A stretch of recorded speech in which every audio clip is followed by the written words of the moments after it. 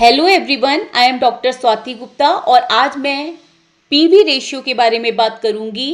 Price to book ratio, PV ratio company के बाजार मूल्य की तुलना उसकी बुक वैल्यू से करता है। यह निवेशकों को यह समझने में मदद करता है कि किसी कंपनी का स्टॉक उसके नेट वर्थ, उसकी शुद्ध संपत्ति के मुकाबले में ओवर वैल्यूड है या अंडर वैल्यूड है या फिर फेयरली वैल्यूड है।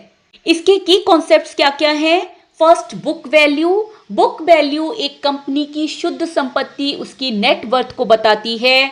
बुक वैल्यू से हमें पता चलता है कि यदि कंपनी अपनी सभी संपत्तियों को बेच दे और सभी देनदारियों को चुका दे तो शेयर धारकों को कितना मिलेगा।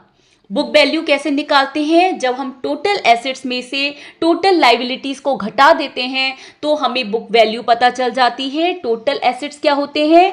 कंपनी द्वारा स्वामित्व में सभी संसाधन जैसे नकदी है, भवन है, उपकरण है, स्टॉक्स हैं, ये सब टोटल एसेट्स में आते हैं, टोटल संपत्ति में आते हैं।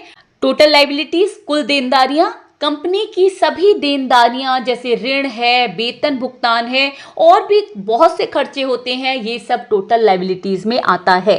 मार्केट वैल्यू यह स्टॉक की कीमत के आधार पर कंपनी का कुल मूल्य, कंपनी की टोटल वैल्यू को दिखाता है। मार्केट वैल्यू कैसे निकालते हैं?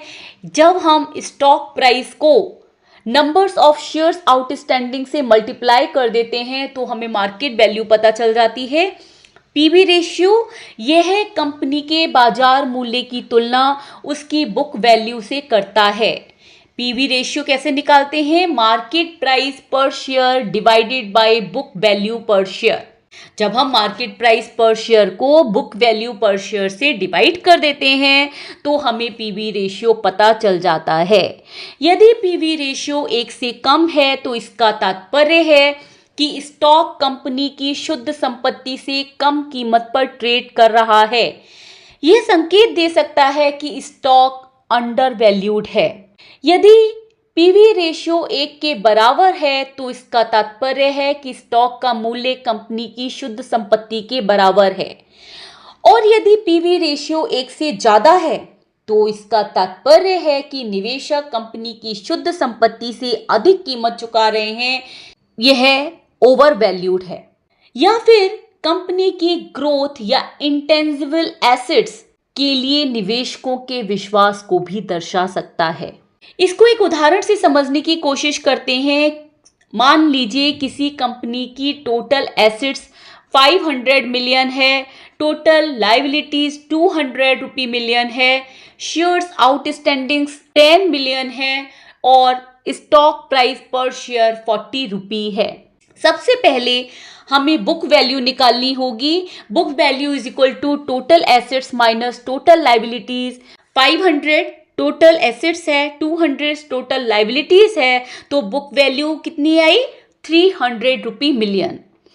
उसके बाद हमें बुक वैल्यू पर शेयर निकालनी है। बुक वैल्यू पर शेयर निकालने के लिए हमें बुक वैल्यू को टोटल शेयर्स आउटस्टैंडिंग से डिवाइड करना होगा। बुक वैल्यू 300 मिलियन है।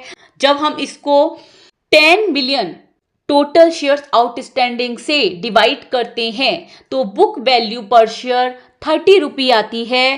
फिर हमें पीवी रेशियो निकालना होता है। पीवी रेशियो निकालने के लिए हमें मार्केट प्राइस पर शेयर को बुक वैल्यू पर शेयर से डिवाइड करना होगा।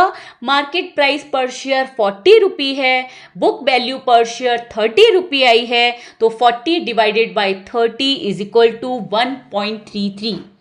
इसका मतलब है कि निवेशक कंपनी की प्रत्येक 1 रुपए की शुद्ध संपत्ति के लिए 1 रुपया 33 पैसा चुका रहे हैं। इसके क्या फायदे हैं? पहला, सिंप्लिसिटी, सरलता। इसे समझना और इसकी गणना करना आसान है। यह आसानी से कंपनी के स्टॉक प्राइस और इसकी बुक वैल्यू को देखकर बता सकता है कि स्टॉक अंडर वैल्यूड है या ओवर वैल्यूड है। Second, indicator of under valuation, under value का संकेत देता है। अगर पीवी रेशियो 1 से कम है तो यह संकेत देता है कि स्टॉक कंपनी की शुद्ध संपत्ति से कम मूल्य पर ट्रेड कर रहा है और यह निवेशकों के लिए एक अपॉर्चुनिटी हो सकती है उस कंपनी में कम कीमत पर निवेश कर सकें। थर्ड, एसेट हैवी कंपनीज, भौतिक संपत्ति वाली कंपनियों के लिए उपयोगी। पीवी रेशियो उन कंपनियों के लिए सबसे बेहतर काम करता है जो हैवी एसेट्स कंपनी होती हैं, जैसे रियल एस्टेट है, बैंकिंग है, मैन्युफैक्चरिंग है और यूटिलिटीज कंपनीज हैं। इन इंडस्ट्री में, इन उद्योगों में संपत्ति मूल्य का प्रमुख कारक होती है। इसलिए पीवी रेशियो एक भरोसेमंद साबित हो सकता है जब हम स्टॉक की ओवर वैल्यूड और अंडर वैल्यूड की बात करते हैं। उदाहरण के लिए एक रियल एस्टेट कंपनी जिसके पास बिल्डिंग्स हैं, जमीन है, उसकी बुक वैल्यू में ये भौतिक संपत्तियां, ये एसेट शामिल होंगी, जिससे पीवी रेशियो उसकी मूल्यांकन करने के लिए एक रिलायबल उपकरण बन जाता है, एक भरोसेमंद उपकरण साबित होता है। Fourth, comparing companies with in the same industry, एक ही उद्योग की कंपनियों की तुलना करना। पीवी रेशियो से आप एक ही सेक्टर की कंपनियों के मूल्यांकन को आसानी से तुलना कर सकते हो।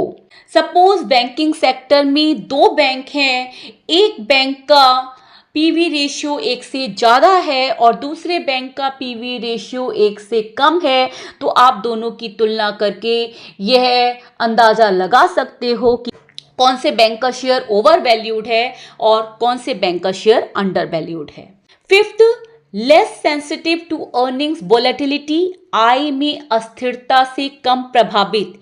यह संपत्तियों और देनदारियों पर आधारित होता है, एसेट्स और लायबिलिटीज पर बेस्ड होता है, जो जनरली स्थिर होते हैं, आमतौर पर स्थिर रहते हैं। सिक्स्थ, कंपेरेबल अक्रॉस टाइम, समय के साथ तुलना करने के लिए उपयोगी। बुक वैल्यू धीरे धीरे बदलती है, जिससे यह समय के साथ कंपनी के मूल्यांकन को ट्रैक करने का एक स्टेबल सॉल्यूशन देता है। अब हम पीवी रेशियो की सीमाओं की बात करते हैं। फर्स्ट, इग्नोर्स इंटेंजिबल एसेट्स, जो इंटेंजिबल एसेट्स होती हैं उनको अनदेखा करता है। यह पेटेंट, ब्रांड वैल्यू या इंटेलेक्चुअल प्रॉपर्टी जैसे इंटेंजिबल एसेट्स को शामिल नहीं करता है। Second, doesn't reflect current market value, वर्तमान बाजार मूल्य को नहीं दर्शाता। यह संपत्तियों के हिस्टोरिकल डेटा पर, ऐतिहासिक मूल्य पर आधारित होता है, ना कि उसकी वर्तमान बाजार कीमत पर।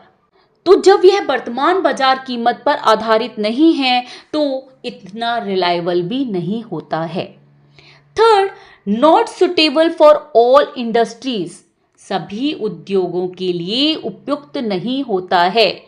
सेवा आधारित क्षेत्रों या टेक्नोलॉजी कंपनियों के लिए यह अनुपयोगी हो सकता है क्योंकि इनकी टेंजिबल एसेट्स मिनिमम होती है। फोर्थ, डजंट कंसिडर प्रॉफिटेबिलिटी, लाभप्रदता पर विचार नहीं करता। यह कंपनी के प्रदर्शन या लाभ पर ध्यान नहीं देता और केवल एसेट और लायबिलिटीज पर फोकस करता है। Fifth, limited use during high inflation, उच्च मुद्रास्फीति के दौरान सीमित उपयोग। मुद्रास्फीति के समय बुक वैल्यू आउटडेटेड हो सकती है और कंपनी की एक्चुअल बर्थ को नहीं बताती है। सिक्स्थ, ओवरलुक्ड लिवरेज, उधारी को नज़रअंदाज करता है। यह कंपनी के कर्ज, कंपनी की लिवरेजेस और वित्तीय जोखिमों पर ध्यान नहीं देता है, जिसके कारण सही मूल्यांकन करना मुश्किल हो जाता है।